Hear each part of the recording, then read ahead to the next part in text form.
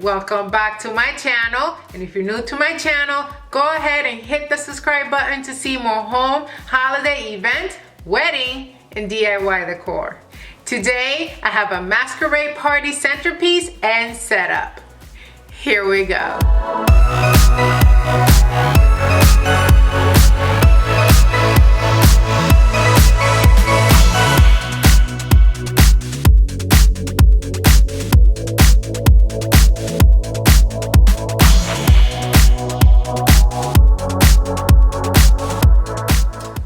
Right now has this very cute mask for masquerade parties. I think they're more like, you know, Mardi Gras type of mask, but still they're very cute, and they have inspired me to make a masquerade party centerpiece. I don't particularly like the colors, but I'm gonna make it work anyway.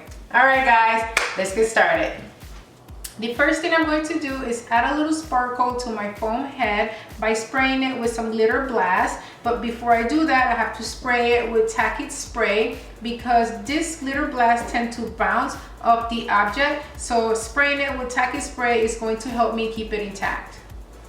While I wait for my tacky glue and my glitter blast to dry, I'm going to work on my mask. I'm going to choose the black one to have a little more contrast with the white foam head, and I'm just going to take this off and add it to the black mask.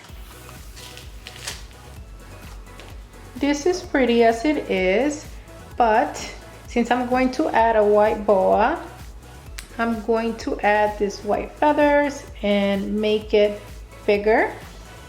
So it's going to look something like this.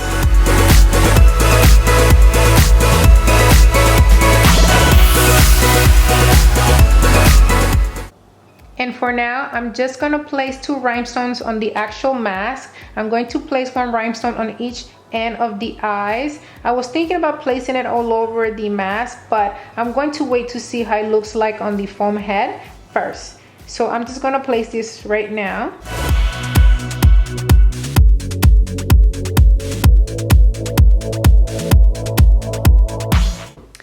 Alright guys, so I decided to change this plastic jewels. Although it's pretty cute, I decided that I want the look to be a little more sophisticated, and I literally just went out there and bought this rhinestone button. It's pretty cute, and I'm going to place it on here instead, and it totally upgrades the look. Okay, this was 40% off from Hobby Lobby, and I'm just going to take this off.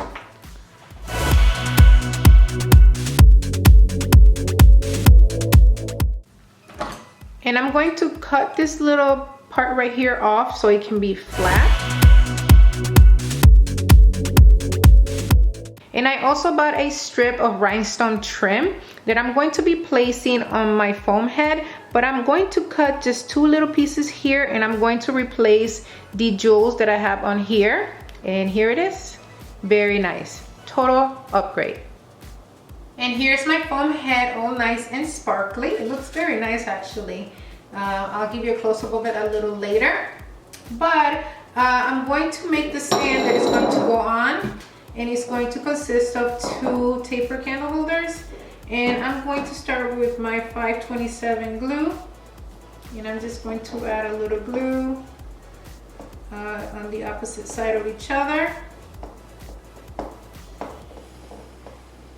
And then I'm going to add some hot glue to the other areas.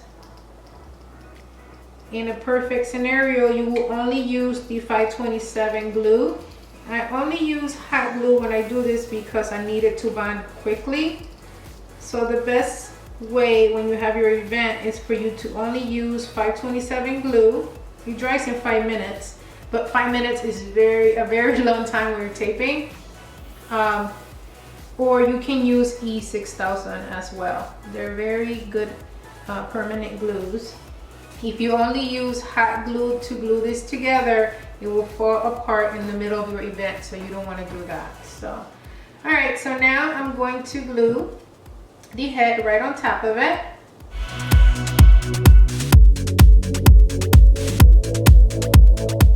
Now I'm going to glue the mask on the foam head.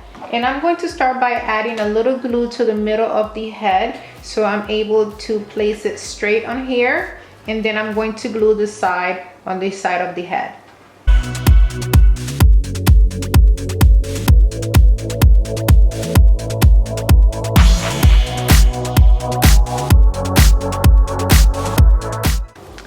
Now I'm going to use a boa to cover up a little bit of the top of the head, and I'm also going to use it to wrap it around the stand.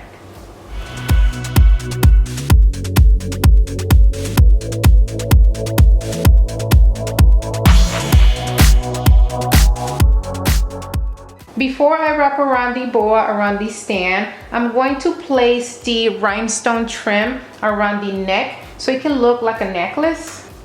Now I'm going to wrap around the boa around the stand, and I'm going to wrap it around in a way where it looks like if it was part of an outfit or part of a gown. Apply glue to the bottom of the neck.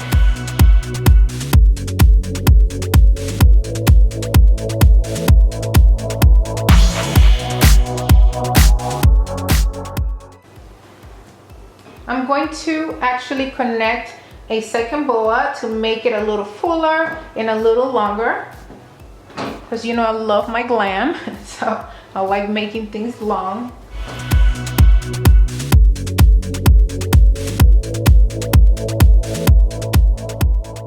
And there she is. I added an extra rhinestone right here to the side, and then I gave her the smallest beauty mark right there in the corner. I was actually afraid to do that, and it actually looks pretty cute. You can probably see it right now, but once you see the final setup, you'll be able to see it in the close-up.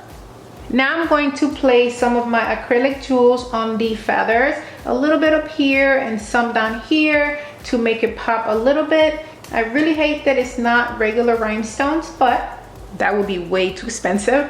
So yeah, this will work.